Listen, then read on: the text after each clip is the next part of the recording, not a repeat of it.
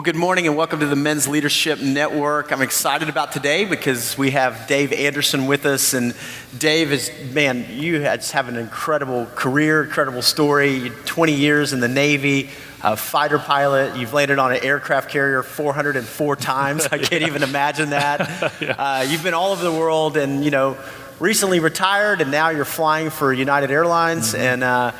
But we talk about fight or flight, and so this is such an important topic for men, and you've lived this in so many different ways. I grew up watching the movie Top Gun. My favorite movie. I love that movie, and it was just, I don't know, it was inspiring, but they all had call signs. You had Maverick and Goose. And Iceman. Yeah. Iceman, yeah. Did you have a call sign? I mean, being Commander Anderson and all the people you've trained, do you have a call sign in the Navy? It's funny, Jeff. First, thanks for having me. But you spend periods of sometimes years where you don't even hear your name called, and it's only your call sign. But my call sign was Gravy, and there is a story behind it. I've never told it publicly, but I'll tell it, share it with you all today. But freshman year, they give us a book called Reef Points, and it's got laws of Navy, code of conduct, all these things we have to memorize as a freshman, and part of the the training that we go through. Oh yeah. Well, in the back of the book is some naval slang terms, and gravy is one of those slang terms. And so, like I said, you need a 2.0 to graduate, and playing football, which was really a full-time job, along with 25 credit hours a semester. I mean, it was tough. And so my grades weren't real good, but the definition of gravy is the 0.01 of a 2.01 GPA. So it's kind of that slop. You work too hard. You only need a 2.0. Anyway, it wasn't quite that low, but anyway, that's where gravy comes from. And so they called you Gravy all the time. So that was my name, and I I didn't pick it, but there were years where that's all I heard. Really, it wasn't Dave, it was Gravy. So. And then you trained pilots, right? I mean, you trained a lot of guys to flying. I did, yeah. I did 3 instructor tours, teaching the new guys how to land on the carrier and drop precision guided bombs, et cetera. So that was a fun part of the 20 years. Yeah. Have you seen some of your students go on to? I tell you, it's funny. It really ages you. When you see students coming back, and actually 2 of them have been Blue Angels, and a buddy I played football with at Navy is the CO of the Blues right now. So wow, that's really really neat. Wow, that's amazing. Yeah. Well, David, you've had an incredible career. I mean, in the Navy and all. I don't know if you've seen. Have you seen the movie American Sniper? I have. Yeah. I have. Tell us about, because I don't know. Have you? A lot of you guys seen that movie, American Sniper? Yeah. So a lot of guys have seen it. Tell us your thoughts on that movie. I mean, how realistic was that? I mean, I tell you what, without any hesitation, I mean, one of the most accurate portrayals of, not only that story, and you get that from Taya, his wife, who says, she was so pleased with the production because it really did portray, his life and their life accurately. And I think that was the best part for me. One, that it was so realistic, but 2, if some of you guys have seen Lone Survivor, it was a good story, but it was just kind of that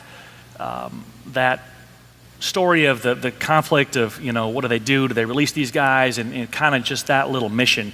American Sniper was the full story of the re-engagement, the coming and going from the tours, and here's Taya left home with the baby, and the challenges and that exist with that coming and going, and that's what really moved me, I think.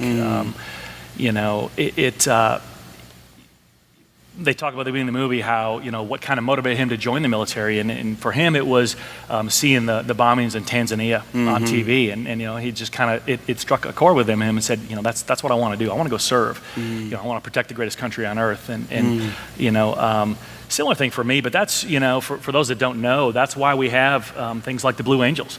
The Air Force has the Thunderbirds. It's a recruiting tool. Some people wonder, is it a taxpayer expense to go out and have these aerial demonstration teams, performing like this? It's recruiting. And, I can't tell you how many guys that ended up being a Blue Angel, said, hey, I was 10, 12 years old. I went to an air show and I saw this. I said, Daddy, that's what I want to do. Yeah. So really powerful stuff. But as far as the movie, and we're kind of talking fight or flight today. Right. I think it really brought home, at least for me, you saw both sides of that. You saw the fight at times, and you saw the flight at times where he just kind of retreated. And so, we'll certainly get into that. Yeah. But it really presented both sides. Yeah, I thought it too. I mean, I thought that was the powerful part of that. It was not only did you see the battle scenes and him engaging, but then when he came home, right? And it was like she's going, "You're not present. Where are you?" Right. And I think for guys, a lot of times that's a struggle. What does war do to psyche? I mean, you've been in intense battles. You have been on incredible missions and a lot you can't even tell us about, I know, but what does that do to your psyche? Yeah, I mean, that's the thing, having done, I mean, my career started in 93 off the coast of Bosnia in the Adriatic Sea and ended, with 11 months in Iraq and then a year and a half in Afghanistan. It's amazing the challenges that presents, and you see it just in the sheer numbers. One thing is the young sailors and Marines out there that are taking their lives, because of what it does to you. And I think as men, the challenge we have and that I fought and went through is coming to that realization, that understanding that it affects you. And it affects you in ways you don't realize because you're in it. And I did 4 tours in Afghanistan, and nothing like Chris Kyle, and I don't want to, try and put myself on that level, but watching the movie really brought that home. When he came home, and she would say to him, "You're here, but you're not really here," and I'm making memories alone, and that is so real, and it's I think men in particular have a difficult time accepting that they may have that problem or that issue. And it's not just exclusive to war, but it certainly brings out that agitation, that short temper, that irritability, that, and when you're in it, and I said I went through this, you're not aware. And I think that's the challenge. My wife would tell me, "Man, you just seem, is everything all right? You seem wrong." I'm like, what? I'm fine, And I was blind to how the conflict, month after month was affecting me. Yeah.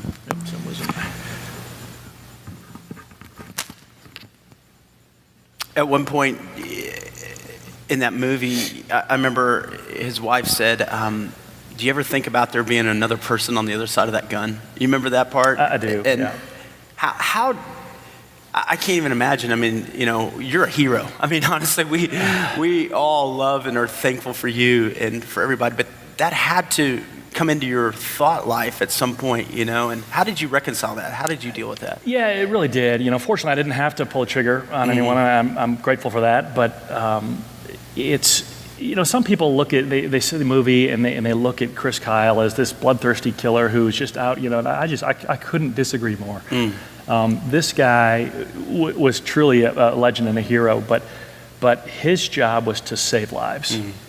And he did so by taking some lives. Yeah. But the bigger picture was, he had a job, he was a professional, and you could see in the movie the struggle he had with what he had to do. I mean, he knew he had a job to do, but he didn't, I got 3 more today. That just wasn't him, and you really saw it when the kids, the 2 kid scenes. And if you remember the first one where the kid, the one had the grenade and he started running towards him, the mom gave him the grenade, and there's that struggle. It's particularly hard when it's a child, and even more so, the second one that picked up the rocket launcher, and you can see him, he's just, don't do it, because he knew he would have to take him out if he did. And so, the people that look at him as this, this villain who was just, warmonger, I just couldn't disagree more. Not at all. But you could see this in the scenes. Each time he deployed and would come home, how it got a little bit harder and a little bit harder, and you remember the hospital scene where his baby is in there and the nurse, and he's like, hey, can you check my baby? Hey, hello. And it, just like that, he snaps and he's rapping on the window and screaming, that's my baby, and the realism of that and how the impact that time after time after time deploying has is very real. That was one scene. One scene, remember the dog at the birthday party, and he's playing with his kid, and all of a sudden he just looked and thought the dog was, I don't know, going to be vicious or something, and went over and just about broke its neck, just like that. And that's the challenge, is that repeated exposure to combat and coming home and reintegrating with the family, which I just thought the movie presented so well. The dynamic there is so hard. Wow. Well, you've been in a lot of scary situations, but what's the scariest, as we talk about fight or flight, what's the scariest situation you've ever been in? Man, I'd have to say, going back to Iraq in 2008, it's funny because at my interview with United, they asked a variety of questions. One question they asked was, tell us about a time where you were in a stressful situation and what you learned about yourself in that time. And immediately, I didn't see that question come, but immediately my mind went to Iraq. And the scenario was, I was not flying, I was boots on the ground, and the full body armor and the M4 and the M9, and we get out of the Humvee and we had to go to the main checkpoint in Fallujah. And basically what we did is we walled off the city of Fallujah because, started in 2006, we were basically getting rid of those folks in Fallujah, the bad guys. And so if you were a resident of Fallujah, you had to have basically a card that said, yes, I live here, this is my residence. And so I kind of set up the background for him in the interview, and I said, so I'm getting out, and I'm at the main checkpoint, and there's probably 1,500 locals that live in Fallujah coming in or out of the gate. And I got out of the Humvee, and I mean, it literally went ice cold.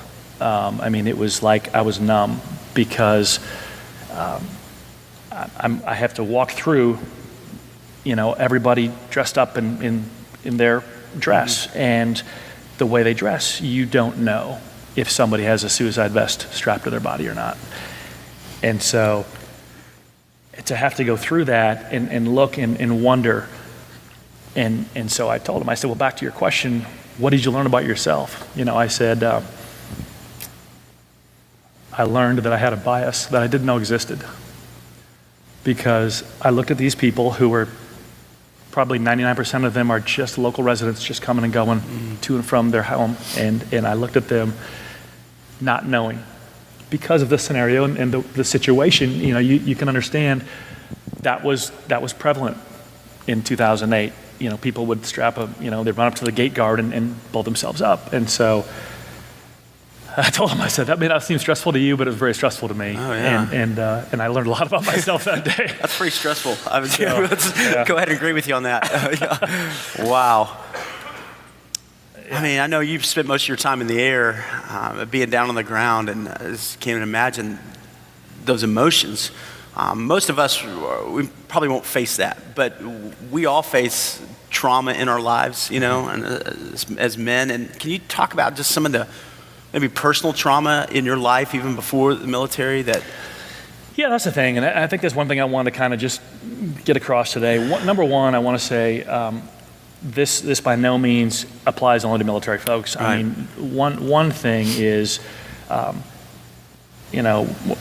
whether you're a police officer or a surgeon, a professional athlete, whatever. If you're in medical device sales, where you're leaving for 4, 7, 10 days at a time and coming back, that reintegration, is always a challenge. But for me, it started before the military. When I was 9 years old, my parents split up. That was tough.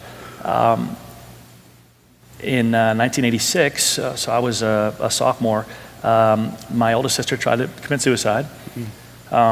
She was in a coma for 3 months, and that was tough. 6 months later, my other sister was hit by a drunk driver riding a motorcycle, lost her leg. The car impacted right below her knee and snapped her leg back, broke her pelvis in half, and shattered basically below her knee. And 13 hours of surgery later, they couldn't save her leg. So, I was in flight mode at that point. In 1986, I thought I was next. I didn't want to go anywhere. I didn't want to do anything because, here are both my sisters, that had these events, and I just thought I was next. But then fast forward to the military, with deployments, I did a Mediterranean cruise for 6 months, a Western Pacific cruise for 6 months, the year in Iraq, the year and a half in Afghanistan. I mean, you add all that up, and those are life stressors. And I think one point I want to make today was, any trauma, any life stressors, those things, they, each individually may seem small, but when they add up, it can really affect you. And I guess I would just say, as men, our culture tells us, men don't cry, and if you seek help, you're weak, and all these lies that society and our culture tells us today, and I just think it's sad, and I don't buy into it anymore. Having gone through it, and my wife being so supportive, and fortunately I have this strong marriage that we were able to get through all this. But her encouragement, just repeatedly, gently letting me know, hey, you might want to talk to somebody, and I don't need, I was in denial and all that stuff, that the stages you go through, and I finally said, you know what, honey, I think you're right. I need to talk to somebody, and thank God I did, because I can sit here today and talk about it, whereas a year and a half ago I wouldn't be able to talk about this at all. Wow. So we hear a lot about post-traumatic stress syndrome, all that. I mean, how do you feel like you see that, or? It's certainly real. I would say most folks come back from deployments in combat, they don't have it, but many do. And it is very real. Back to American Sniper, for those of you that saw it, it was funny because I just assumed people knew the ending. I don't know why, I just thought the story was out there, but everybody I talked to without fail said, man, I didn't see that coming at the end, where he's out there mentoring this guy, trying to help him recover from what he says is PTSD, and the guy takes his life. Personally, Eddie Ray Ralph, I don't believe had PTSD. I don't know that, I'm not a doctor, but does PTSD make you homicidal? It can. But typically, the deal with PTSD is, and this is what most people that deploy face, is you withdraw from society. There was a line in the movie that said, war is like an electric fence. It sends chills through your bones and makes it hard to hold on to anything else. And that's the challenge, is you're at this hypervigilance. Imagine. You get cut off by a car, and right away your heart's racing and your adrenaline starts going, and it's whoa, or you almost get hit by a deer or whatever, and that instant spike. Imagine that for 6 straight hours at a time, day after day after day after day. Yeah. That's what it can be like, and so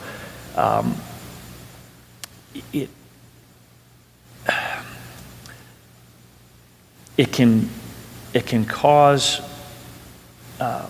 this distancing from your family, and until you accept that, and living in that denial is, everybody loses in that case. But again, it's not limited to just military. Right. I mean, if you're a doctor and you're doing surgery and that patient doesn't make it, think about the trauma that single event can bring. A police officer in a foot chase and the things they have to do day in and day out. Professional athletes, you see it all the time, and now all the stories this last year about the sexual attacks and just this rage that comes out, and that can be a byproduct of it. But PTSD, typically you withdraw because you feel like nobody can understand, and the reality is nobody can understand, and that's what makes it tough.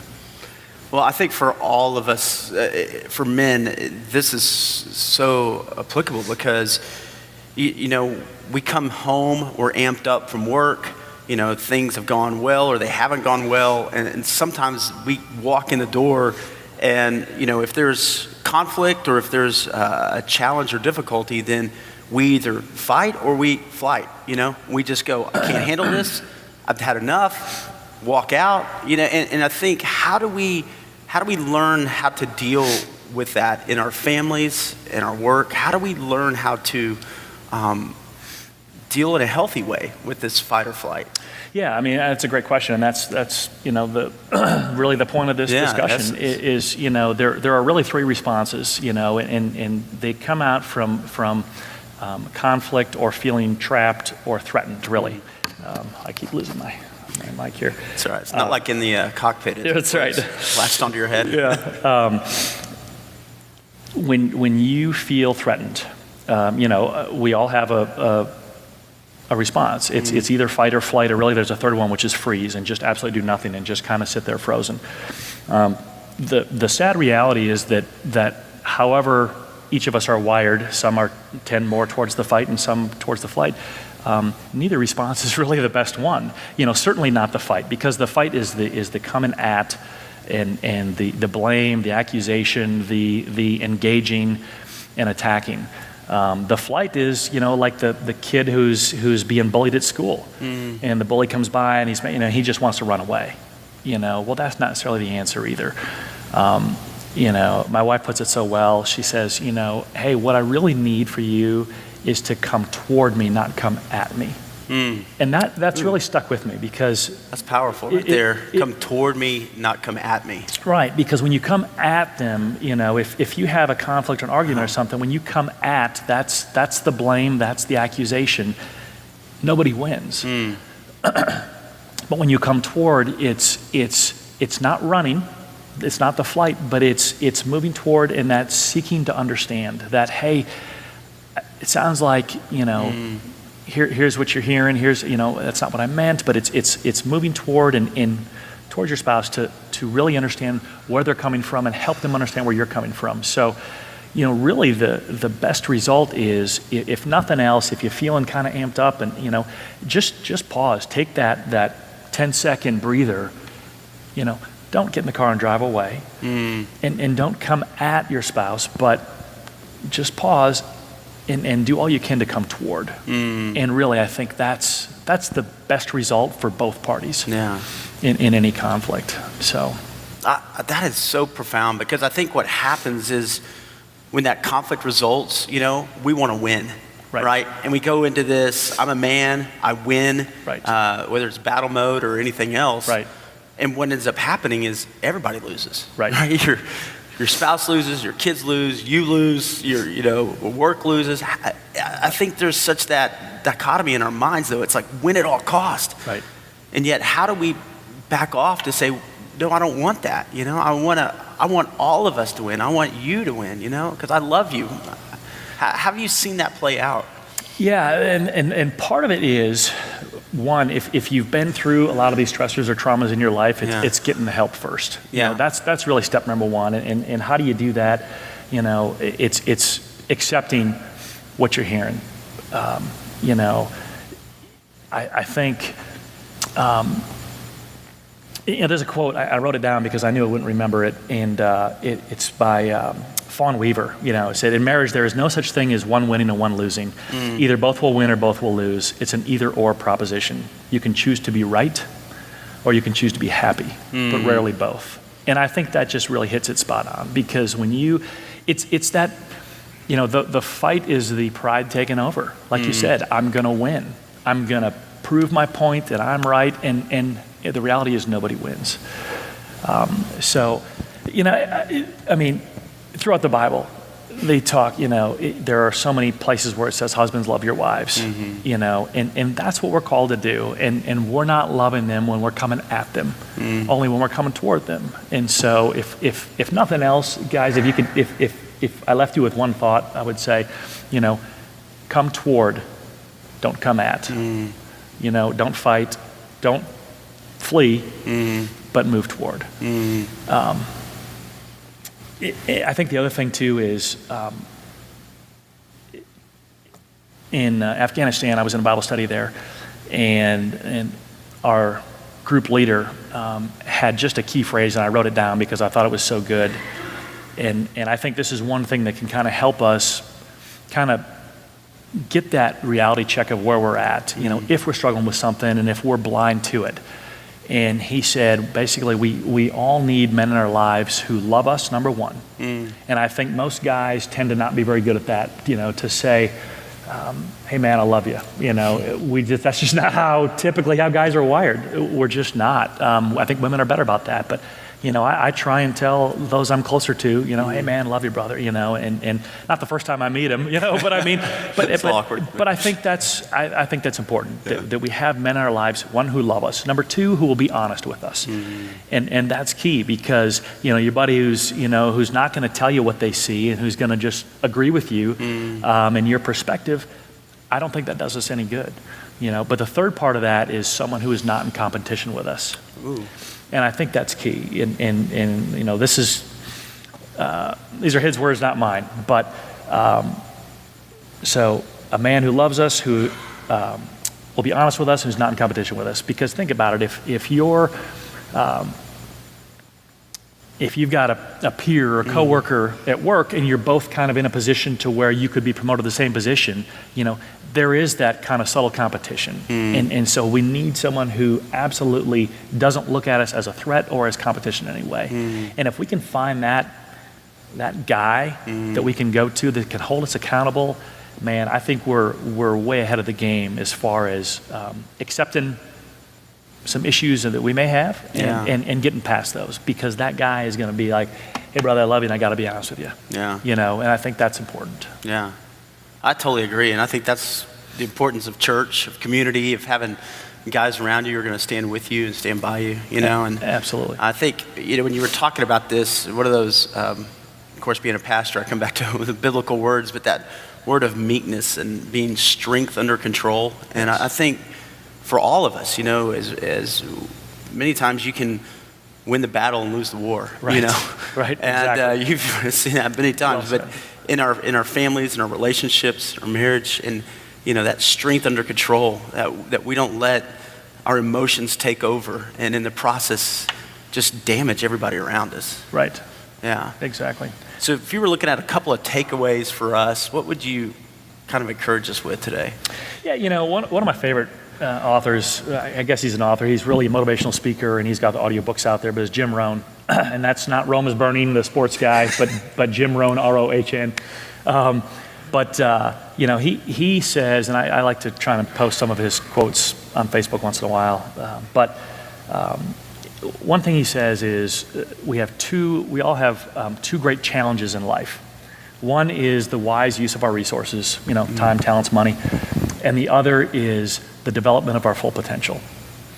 Wow. And I just think, I look at that quote and I say, how can we even begin to develop our full potential if there's some baggage there, if there's some issues that haven't been dealt with? And I don't mean to say like everyone's got issues, they need to go talk to a counselor, that's not the point. But if you've had these traumas and stressors in life, it's the sooner you can come to the realization that, hey, there may be some things that, maybe I could talk to somebody and get past, everybody wins and everybody benefits, certainly you, certainly your family. That would be one. Again, the Fawn Weaver quote,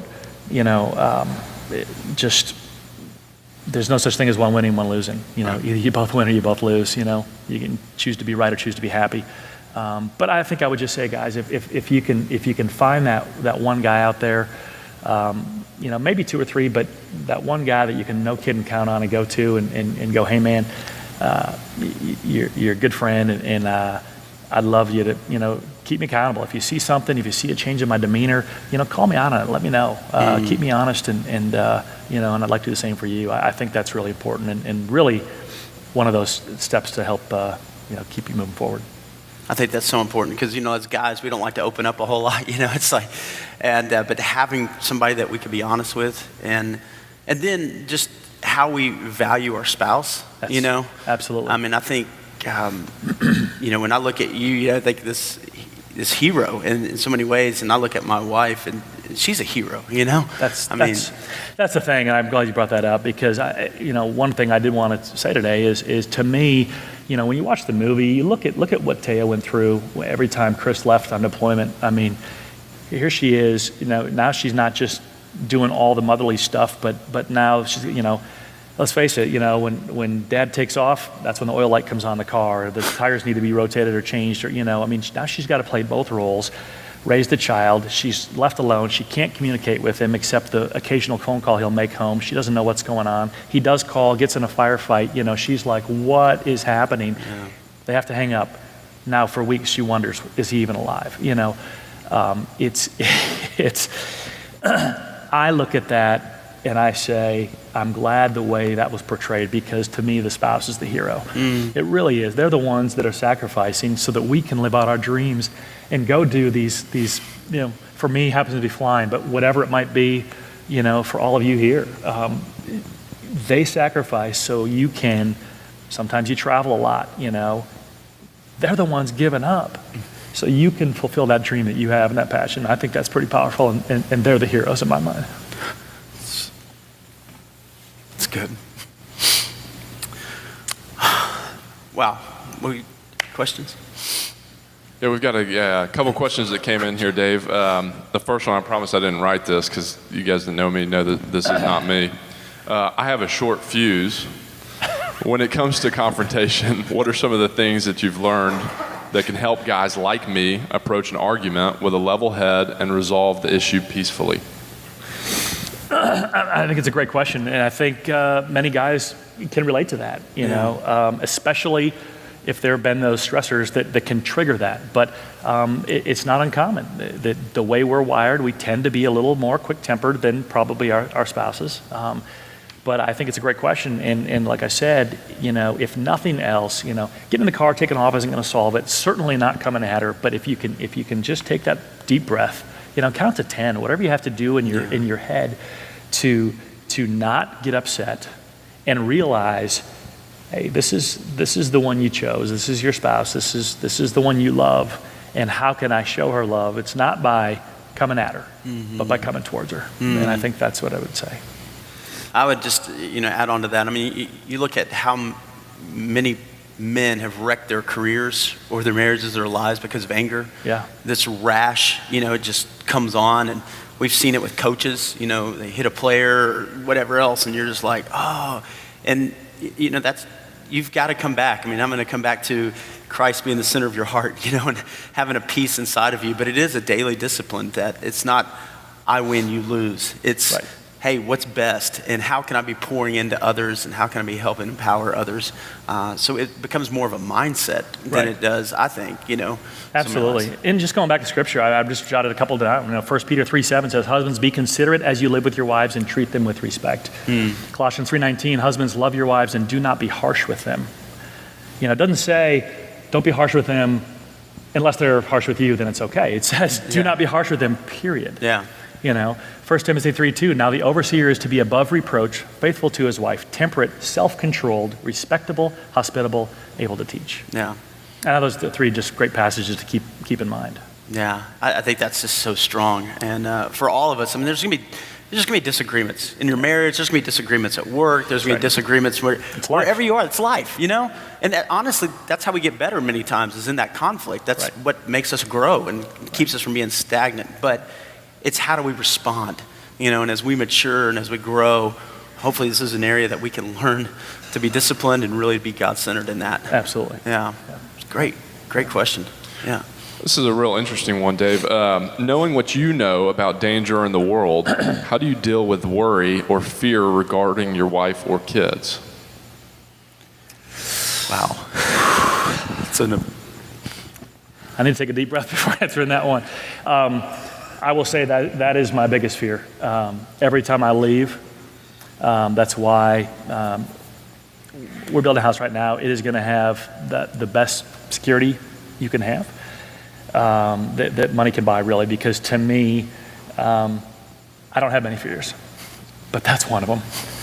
Is I leave and I have to come back early because something's happened, and so it's a struggle. It's a very real struggle I deal with as part of my job. I trust in God that He's got my back, that He wants the best for us, and He's going to keep us safe. And I pray for that while I'm gone, and I think that helps me deal with it. Sometimes I try not to think about it, but it is a concern, and that's why I rarely, if I'm on a trip somewhere overseas in Europe or something, I won't post, I won't check in ever, because that just says, you know what, I'm gone. I may do it after I get back and put a picture of a city or something, but I'm home when I do it. And it is a real fear, and really I take it to the Lord in prayer, because it's something I struggle with every time I leave. Yeah. And I would just add to that. I mean, we live in this world where it's a fallen world. There's all kinds of things that I think what you talked about, prayer, that we are praying for our spouse, praying for our families, and praying for God's protection. And I think that's a huge call for men, and so often we're praying for our career, for what's going to happen, Right. But really to spend time on that is that's important. Absolutely. You have one more? Yeah, this is taking kind of the other side of it. How do you recover from unhealthy flight mode brought about by tragedy or trauma? How do you recover? I think coming to the realization that taking off and running from the problem isn't solving the problem. It's just postponing, delaying, and probably causing more harm. Let's face it, as guys, we tend to be more physical creatures. As women, they're more emotional creatures, and they connect with us on an emotional level. That's what creates intimacy, is that emotional connection. And if you're, because we're all one or the other typically, we either fight or flight. If you're the type that tends to just, I'm out of here, you're not just delaying the inevitable, because eventually you're going to have to face it. But you're also probably doing some damage emotionally to your spouse, because let's face it, time and time again, I talk to experts who say, women always have that whisper in the back of their ear and their voice that they hear, does he really love me? Is he really going to stay? And I apparently, talk to your spouses and ask them, maybe they'll, I don't know, but this is what I hear over and over again, is that there's always that whisper, like, is he going to stay? And when you get in flight mode and you take off, you're making that whisper louder and louder in her ear. Wow. And again, it's really hurting that emotional connection, which is how they connect with intimacy. So again, I would say if you can, set the keys down, go in the other room if you have to, and just take a breather, take some time, but leaving and completely walking out on her is really doing a lot more damage than you probably realize. Yeah, I would just piggyback on that. If you need to get help, get help. Right. I think, in American Sniper, Chris Kyle went and met with that guy, it was like, is there a problem? No. And then he opened up. But then you watched as that movie unfolded, you saw him getting healthy and being present. Right. And I think for all of us guys, we're like, man, I don't know about, counseling or, getting involved in a small group or something where you have accountability, but what a difference it makes, Yep. Yeah. And I would challenge all of us, just not to be so prideful to say, I don't need help. Right. But to say, hey, if there's an area, whether I'm dealing with anger or whether my marriage is falling apart or disarray or whether I'm having a hard time being a dad, get help. There's resources out there, and we're blessed. And then I would piggyback on that just to say, be present, Absolutely. Because when you come in from your job, so many times our mind's still going and we don't engage with our family or with our spouse or our kids because our mind's still working. We go upstairs, we get back to work, or we put the kids to bed and we're back on the computer. Somehow, turning these things off and being present, I think brings back that intimacy and builds that trust and that security back in with your spouse and with your family and even with your coworkers. But Yeah. And that's the key, like you said, the trust and security. Whatever job you may have, sometimes you want to just, it's been a long, hard day at work. You want to just come and kick your feet up and, maybe turn the ball game on or something, That was one of the lines of the movie that was really, really moved me, was when he finally came home. I think it was after his final deployment. And he's sitting in the bar, he's having a beer, and she had gotten word that he was coming home early, and so she calls his cell phone and he answers. And she goes, "Hey, Chris, you're here?" And he goes, yeah, I'm here. And she's like, "Well, why don't you come home?" And he said, "Guess I just needed a minute." And that's so true. Whether it's a 12-hour day at the office, amplify that, being gone for 6 or 12 months and coming home, and that reintegration and the challenge that brings. But it's admitting, finding that accountability partner, come to the realization, because let's face it, to me, it takes more of a man to say, "I need help." Yeah. Doesn't it? Oh, yeah. It really does. And we just don't think that way because our culture says you're weak if you cry out for help. Yeah. Wow. Well, Dave, this has been great. Thank you so much for being open. Thanks for having me. For sharing not only your story, but sharing your heart. And you've spoken to me today and challenged me to be a better husband and father and be the man that God's called me to be. And so I just really appreciate you opening up. So thanks for having me. Thanks, guys, for being here. Really appreciate it. Great. Wow.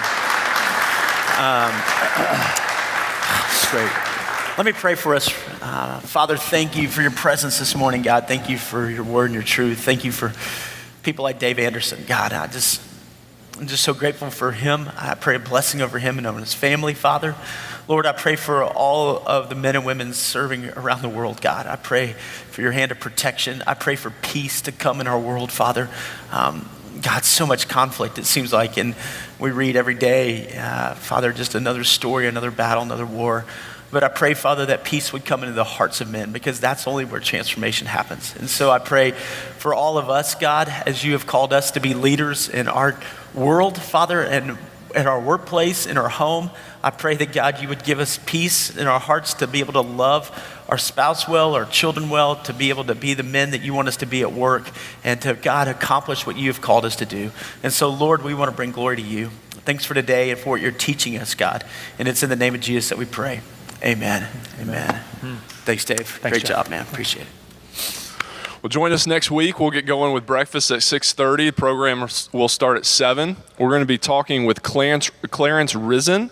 Clarence is an attorney with Baker Donaldson here in Nashville, and we're going to be discussing how to be a spiritual leader. So please join us next week. Thank you.